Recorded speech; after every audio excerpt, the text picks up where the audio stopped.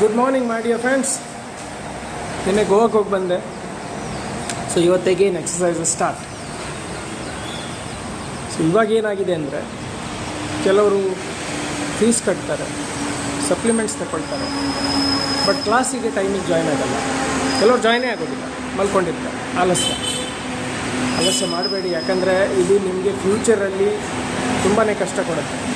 ಇವಾಗ ನೀವು ಆಲಸ್ಯ ಮಾಡ್ತೀರಾ, ಹಣ ಕೊಟ್ಟಿದ್ದೀರಾ, ಜಾಯಿನ್ ಆಗಿದ್ದೀರಾ, ಸಪ್ಲಿಮೆಂಟ್ಸ್ ತಗೊಳ್ತಾ ಇದ್ದೀರಾ, ಎಕ್ಸಸೈಸ್ ಮಾಡ್ತಾಯಿದ್ದೀರಾ. ಇನ್ನು ಕೆಲವ್ರು ಏನು ಮಾಡ್ತಾಯಿದ್ದಾರೆ, ಎಕ್ಸಸೈಸ್ ಮಾಡ್ತಾಯಿದ್ದಾರೆ, ಸಪ್ಲಿಮೆಂಟ್ ತಗೊಳ್ತಾ ಇಲ್ಲ. ಸೊ ಇದನ್ನು ಮಾಡೋಕ್ಕೆ ಹೋಗಬೇಡಿ. ಎರಡೂ ಬೇಕು. ಶಿವ ಶಕ್ತಿ ಎರಡೂ ಒಟ್ಟಿಗೆ ಸೇರಿದ್ರೇ ಪ್ರಕೃತಿ ನಿರ್ಮಾಣ ಆಗೋದು. ಸೊ ಅದಕ್ಕೆ ನಿಮ್ಮ ದೇಹ ಪ್ರಕೃತಿ ನಿಮ್ಗೆ ಒಳ್ಳೇದಿಡಬೇಕು, ಫಿಟ್ ಇಡಬೇಕು, ಸ್ಟ್ರಾಂಗ್ ಇಡಬೇಕು ಅಂದರೆ ಈ ಶಿವ ಶಕ್ತಿ ಸೇರಬೇಕು. ಆ ಶಿವ ಅಂದರೆ ನೀವು ಮಾಡ್ತಿರುವಂಥ ಎಕ್ಸಸೈಸ್, ಶಕ್ತಿ ಅಂದರೆ ನೀವು ತಗೊಳ್ತಾ ಇರುವಂಥ supplement.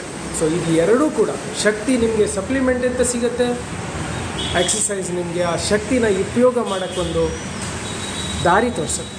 So my dear friends, ಬೆಳಿಗ್ಗೆ ಎದ್ದೇಳಿ ಕರೆಕ್ಟಾಗಿ 6:30ಗೆ ಜಾಯ್ನ್ ಆಗಿ, ಮತ್ತು ನಿಮ್ಮ ಜಾಯ್ನ್ ಆಗಿ ಎಕ್ಸಸೈಸ್ ಮಾಡಿದ ನಂತರ ಸ್ವಲ್ಪ ಹೊತ್ತು ಬಿಟ್ಟು ಮತ್ತೆ ನಿಮ್ಮ ಸಪ್ಲಿಮೆಂಟ್ಸ್ಗಳನ್ನು ತಗೊಳ್ಳಿ.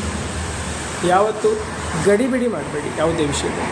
ಈಸಿ ಎಕ್ಸಸೈಸಸ್ ಇದೆ, ಏನು ಹೆವಿ ಎಕ್ಸಸೈಸಸ್ ಇಲ್ಲ, ಹೆವಿ ವೆಯ್ಟ್ ಎತ್ತೋಂಗಿಲ್ಲ, ಸಿಂಪಲ್ ವಾಕ್ ಎಕ್ಸಸೈಸ್. ಇದನ್ನು ನಿಮ್ಮಿಂದ ಮಾಡಲಿಕ್ಕಾಗದೇ ಇದ್ದರೆ ನಿಮಗೂ ಆ ದೇವರು ಏನು ಮಾಡೋಕ್ಕಾಗಲ್ಲ. ಓಕೆ ಮೈ ಡಿಯರ್ ಫ್ರೆಂಡ್ಸ್, ಆದಷ್ಟು ಬೇಗ ನಾಳೆ ಆನ್ ಟೈಮ್ ಜಾಯ್ನ್ ಆಗಿ, ಲೇಟ್ ಮಾಡಬೇಡಿ. Thank you.